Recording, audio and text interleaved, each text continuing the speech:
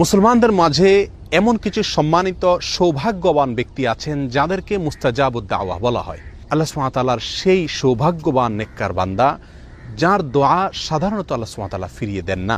তিনি নিজের জন্য কিংবা অন্যের জন্য যে কোনো দোয়া আল্লাহ সুবহানাহু ওয়া তাআলার কাছে করলেই সে দোয়া আল্লাহ সুবহানাহু ওয়া তাআলা কবুল করেন। তাকে বলা হয় মুস্তাজাবুদ দাওয়া। সম্মানিত বন্ধুগণ, এই মুস্তাজাবুদ দাওয়া আমরা কিভাবে হতে পারবো, কিভাবে এই সৌভাগ্য অর্জন করতে পারবো যে আমি হাত তুললেই আল্লাহ সুবহানাহু ওয়া তাআলা সেই দোয়া কবুল করবেন, আমার কোনো দোয়া আল্লাহ সুবহানাহু ওয়া তাআলা ফিরিয়ে দিবেন না? এ বিষয়ে তাবরানী বর্ণিত একটি হাদিস আমরা পেশ করতে চাই।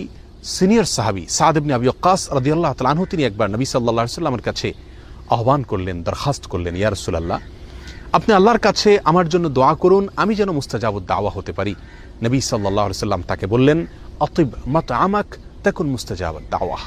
সাদ, তুমি তোমার খাদ্যকে হালাল রাখবে, পবিত্র রাখবে, পরিচ্ছন্ন রাখবে হারাম এবং হারামের লেশ থেকে, তাহলে তুমি মুস্তাজাবুদ দাওয়া হতে পারবে।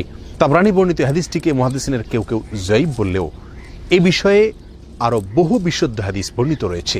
সহিহ মুসলিমের এক হাদিসে নবী সাল্লাল্লাহু আলাইহি ওয়াসাল্লাম ইরশাদ করেছেন যে একজন ব্যক্তি অনেক সময় দুর্গম পথ পাড়ি দিয়ে অনেক দূর দূরান্ত থেকে মক্কায় আসেন, ধুলায় মলিন অবস্থায়, চুল এলোমেলো অবস্থায়, ক্লান্তি এবং সকল কষ্টকে উপেক্ষা করে তিনি এসে আল্লাহর দরবারে হাত তুলেন, দোয়া করেন মক্কায় এসে, বাইতুল্লাহ এসে, এবং তার চাওয়াগুলোকে পেশ করে থাকেন এবং এমনভাবে চান যেন আল্লাহ তাআলা তার দোয়া কবুল করবেনই করবেন।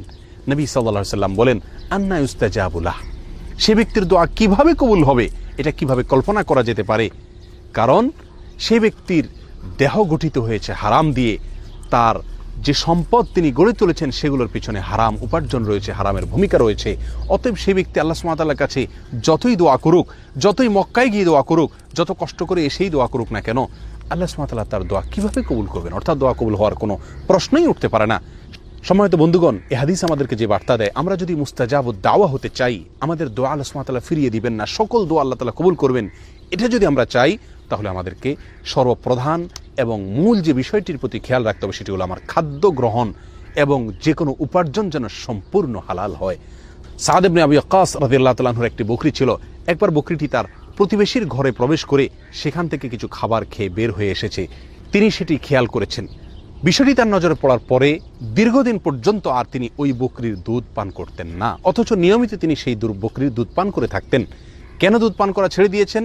শুধু এই জন্য যে এই বকরি যে খাদ্য গ্রহণ করেছে, অননুমোদিত আরেকজনের খাবার সে গ্রহণ করে এসেছে, অতএব এর ফলে তার দেহ গঠন হবে, তার দুধ সেখান থেকে গঠন হবে, সে দুধ আমি পান করলে আমার শরীরের ভিতরে সেটা প্রবেশ করবে এবং আমার দোয়ার ভিতরে তার প্রভাব পড়বে, আমার দোয়া আল্লাহ সুবহানাহু ওয়া তাআলার কাছে কবুল হবে না, আমি মুস্তাজাবুদ দাওয়া হতে পারবো না। সম্মানিত বন্ধুগণ, এই ঘটনাগুলো আমাদেরকে যে শিক্ষা দেয়, এই হাদিসগুলো আমাদেরকে যে বার্তা দেয়, সেটি হলো খাদ্য গ্রহণ সম্পূর্ণ হালাল হতে হবে, উপার্জন, পোশাক আশাক সবকিছু সম্পূর্ণ হালাল হতে হবে, নিজেকে, নিজের পরিবারকে হারাম থেকে যোজন যোজন দূরে